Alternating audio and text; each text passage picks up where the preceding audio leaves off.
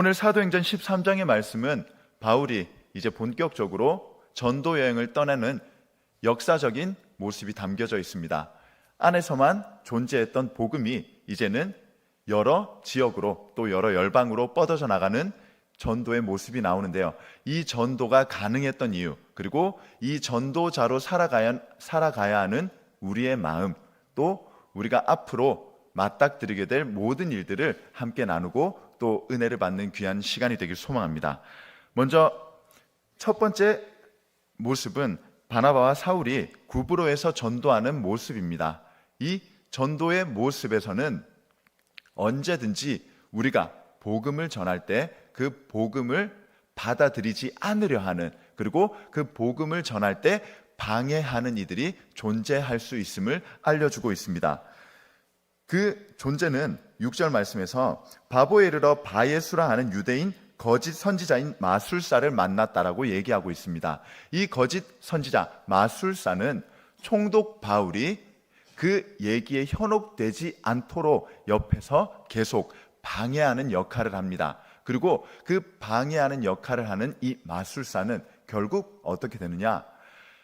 사울이 얘기하는 그 권세를 통하여 눈이 멀게 됩니다.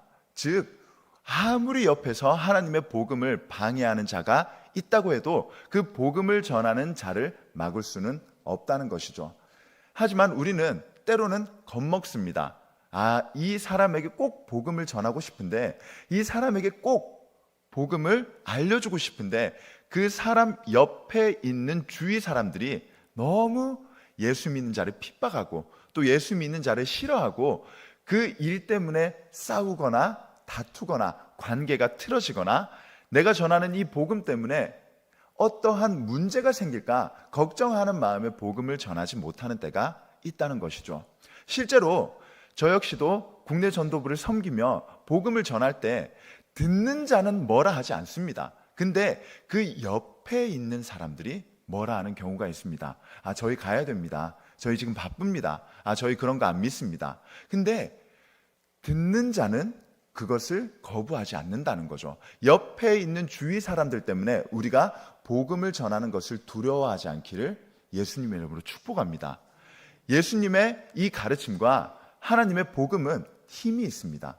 그리고 그것을 전할 때 우리는 할 수 없는 것을 해내게 되고 우리는 이루지 못할 일을 해낼 수 있는 귀한 힘이 우리 가운데 생겨나는 것을 믿기를 축복합니다. 세상 가운데 우리가 해야 할 것은 이제는 내 안에서만 느끼고 끝나는 복음이 아니라 전해야 하는 복음인 것을 다시 한번 마음속에 새기시고, 방금 알려드린 또 방금 나눈 말씀을 통하여 분명히 그 복음을 반하는 자들은 있을 것입니다. 하지만 그 복음을 반하는 자 때문에 두려워하지 마시고 걱정하지 마시고 당당히 예수님의 그 헌신적인 십자가를 전할 수 있는 우리 모두가 되기를 소망합니다.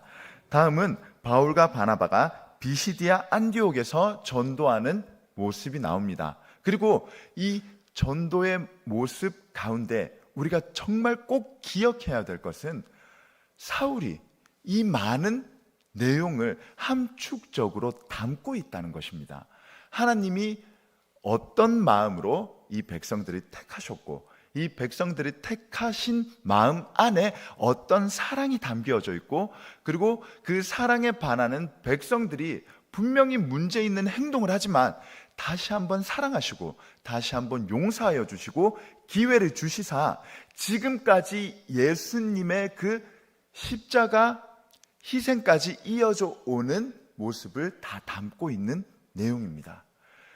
이것을 우리는 어떻게 이해해야 하는가? 전하기 위해서는 내가 바르게 알아야 한다는 것입니다. 내가 바르게 알지 못하고 내가 바르게 믿지 못하는데 어떻게 복음을 전하겠냐는 거죠. 먼저 나의 마음 안에 하나님을 향한 확신과 예수님의 십자가에 대한 믿음이 있고 성령님으로 감화받은 은혜가 넘쳐나야 바르게 알을 통하여 바르게 전할 수 있게 된다는 것이죠. 너무 많은 사람들이 하나님을 믿고 있습니다. 너무 많은 사람들이 교회에 나오고 있습니다. 그러나 과연 얼마나 많은 사람들이 정확히 하나님을 믿고 하나님을 알고 있는지는 알 수 없다는 것이죠.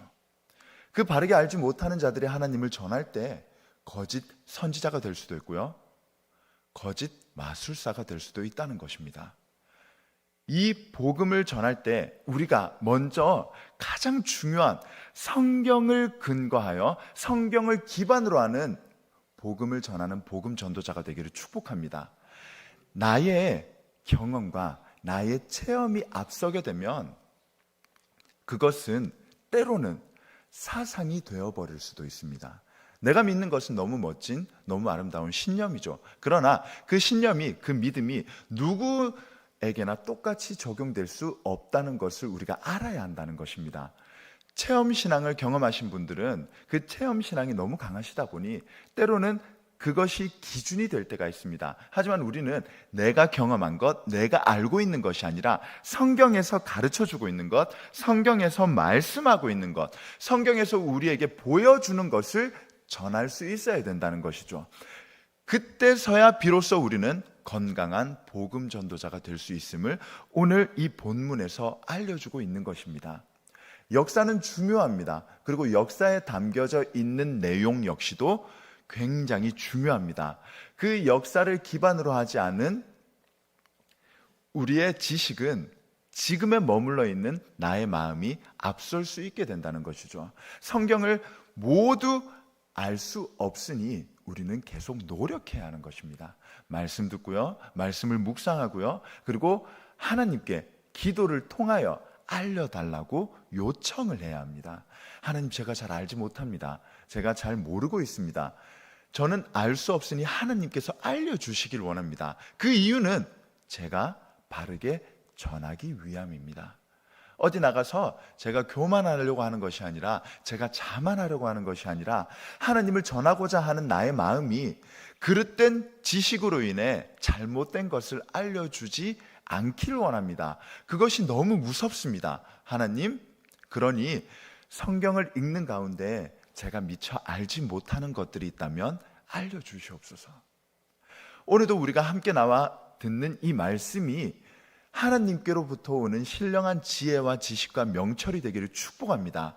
그리고 바르게 알아, 바르게 전하는 삶을 살아갈 때 우리가 비로소 나에게 머물러 있던 복음이 주위에 있는 이들에게로 흘러가는 축복의 복음이 될 것이라 믿고 확신합니다. 그렇다면 이 모든 것들이 어떻게 이루어졌는가를 한번 나누어 보려고 합니다. 이 복음을 전할 때 오늘 13장 말씀 1절에서 아주 중요한 부분이 나옵니다. 안디옥 교회에 선지자들과 교사들이 있으니 곧 바나바와 니게로라 하는 시므온과 구레네 사람 루기오와 분봉왕 헤롯의 젖동생 마나엔과 및 사울이라. 아멘. 안디옥 교회에 어떤 존재들이 모여 있는가를 알려주고 있는 대목입니다. 가만히 한 명 한 명을 들여다보면 정말 이 조합이 가능한가라는 생각이 들 정도로 독특하고 특별하고 좀 새로운 사람들이 모여 있는 모습이 나와 있습니다. 먼저 바나바는 이 안디옥 교회를 개척한, 정말 어떻게 보면 창립 멤버인 거죠. 자신의 모든 것을 내어놓으며 이 안디옥 교회를 개척했습니다. 그리고 다음으로 나오는 사람은 누구냐? 니게르라 하는 시므온 사람입니다. 니게르라는 이 표현은 니그로라는 그 단어와 같은 의미로서 흑인을 지칭하는 표현입니다. 이 시대의 흑인은 어떤 존재였나요? 노예 같은 노예인 사람입니다.